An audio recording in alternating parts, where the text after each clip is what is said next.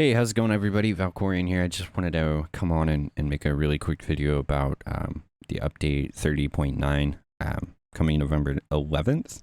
Um, just wanted to kind of throw out my opinion amongst the other Warframe players, especially for somebody who came into the game in like late 2017, early 2018. So I haven't been here for as long as some people have, but I've definitely been here for a lot longer than a lot of the more recent people who have come in during different events and whatnot. Really quickly, I wanted to say that I do commend DE for dealing with COVID the way that they have. I understand that being the way that they are already has made it, I'm sure, very challenging. And what I mean when I say that is, typically they talk about stuff and then it does take them a minute to do it, which is understandable. I know they want to keep people excited and different things, but I know COVID has definitely exacerbated the problem. So jumping into it really quick, this second paragraph is definitely, I think, very important to the community as a whole. Where they talk about, having to work from home for the 19th month straight, which definitely sucks. And we finally released a lot of things that were perhaps revealed too early in hindsight. For us, overcoming our backlog of announcements and turning them into releases but has been a priority this year.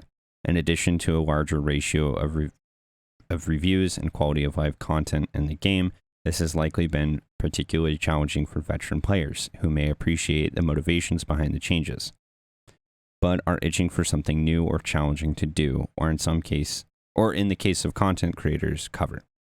In many cases, veterans are yearning for that something to release as the new war, which we'll discuss in the coming weeks. It is indeed the most exciting story quest in Warframe history, and we can't wait to share it with you. I really hope so. As somebody who's played Warframe for a while, who has dropped out of Warframe, come back to it for a little bit, and then dropped it for an extended period of time, that typically is just the way the game goes. I played for a long time, and then as Fortuna was announced, and so was kind of Railjack, I quite frankly lost a lot of interest when Fortuna came out, and everybody just kind of figured out that it's no different than Plains of Eidolon in a lot of people's opinions. Railjack, while it was cool at the beginning, obviously suffered from major issues, and people don't like that, especially for it being a game and it's supposed to be fun and exciting and all these different things. Obviously, people are going to go find other things to go and do and play and have fun with. For me, that was when Destiny talked about going free to play for the week, or I don't remember exactly how long that time was, right at the launch of Forsaken. That means me and my friends, we jumped into Destiny, and we rode its ups and downs with Destiny while riding it with Warframe. And then for a time, even dropping both Warframe and Destiny and only playing Apex when Apex was in its peak and it was the most fun. But all of that, I just wanted to go over this really quick. The format change is a great change. At first, I was a little bit iffy on it, but then when I started, when they talked about it a little bit more, basically the rundown is if you are a higher level, you do not have to, when you put a format on something, you don't have to worry about getting all of your abilities back like before. So Equinox, for example, is a great example when all you have is Metamorphosis in the very beginning, and you have to basically sit there and spam Metamorphosis for like a few waves of Hydron or whatever.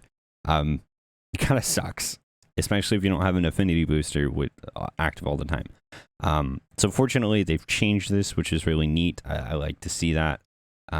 new Warframe augments, Zyku, Lavos, and Trinity. Trinity, I am excited for. Trinity, I don't think has really been talked about a whole lot since her Link nerf. And frankly, her Link nerf kind of sucked. I didn't use Trinity Link too much, but I know people who did, and they were super bummed out because to them it was a really creative way to use Trinity, and I have to admit it really was. If you understand all of the mechanics behind it. Little cheesy, yes. Cool nonetheless. Early player changes, adding a Tenno guide and an effort toward reducing the early game time and resource demands. This is amazing if it is done correctly. What I mean by that is somebody like, maybe I was just stupid when I first started playing Warframe. Maybe I just didn't understand.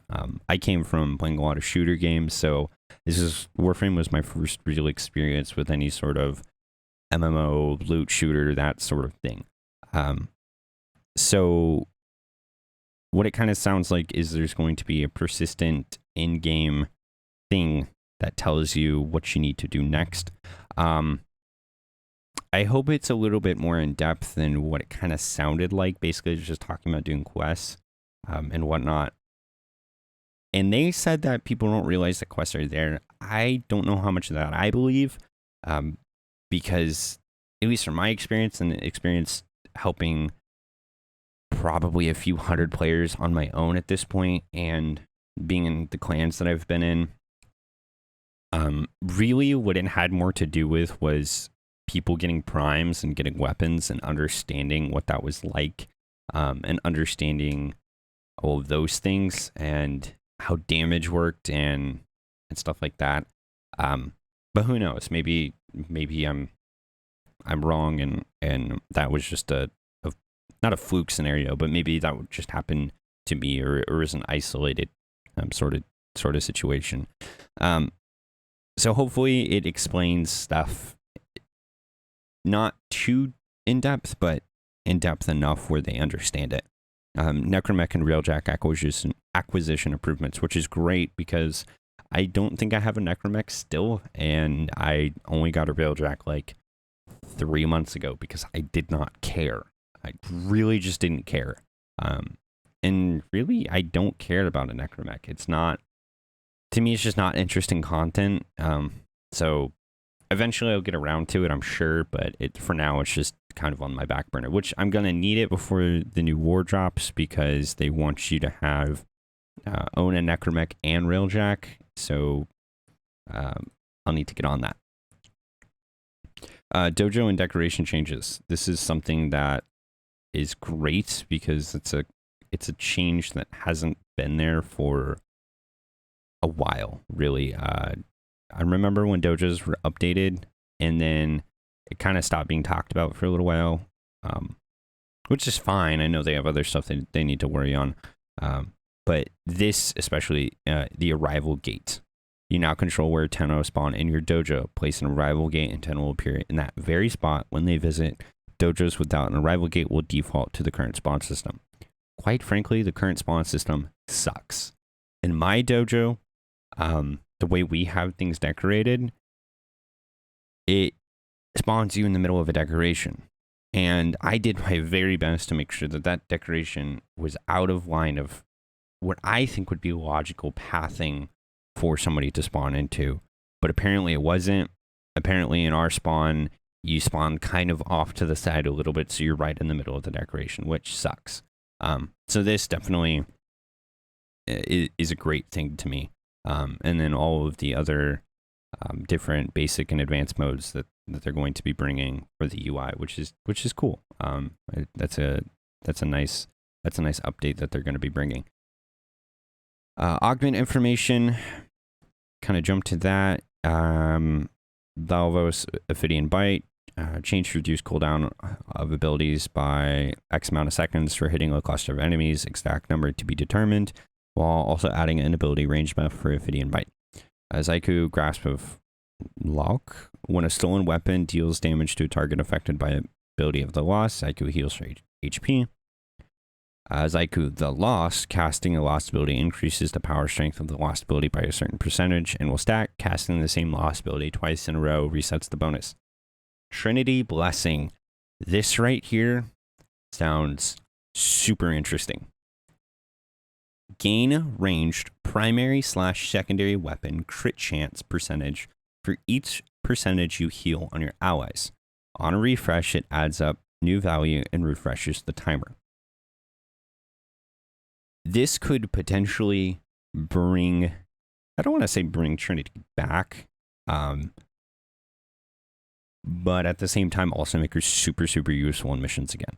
I've kind of noticed that throughout coming back and playing again, playing with frames that I didn't normally play with in the past and different things like that, to me, unless I'm using a super energy hungry frame or somebody in my squad is, Trinity's not going to be in my squad. It's not going to happen. Unless I'm doing something uber specific, like with Saren or Volt or Banshee or somebody, I'm not going to need a Trinity because she's not going to be useful if you're doing something specific. She's just not. This right here will make, to me, at least from the way it sounds, is going to make Trinity once again an excellent support frame. Not that she isn't an excellent support frame already. I'm saying for a general star chart mission, defense, relic racking, that sort of thing. It's going to be super interesting to see how this works exactly and see if this helps change the meta of Eidolon hunting for the better, or ROP list farming, or all of the different kind of hunts that you can do for different parts and things.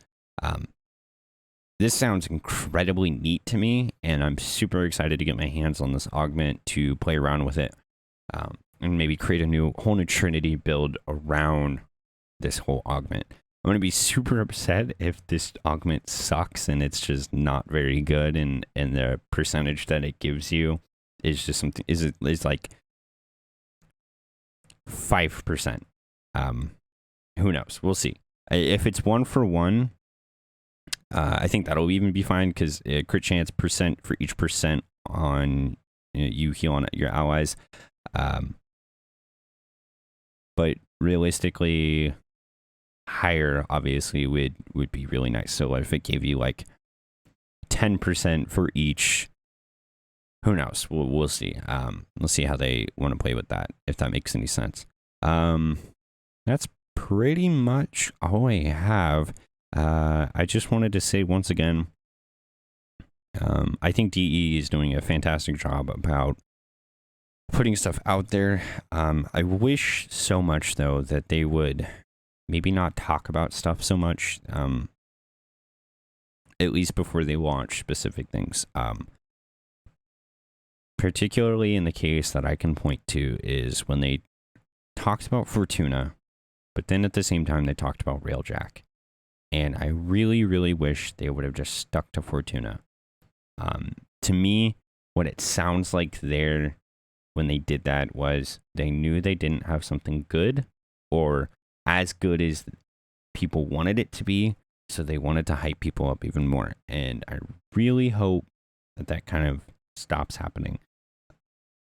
From what we saw about New War, it's going to look amazing. I'm excited to get to play as a Grenier, as a Corpus. I think it's going to be really neat to see their perspective and see how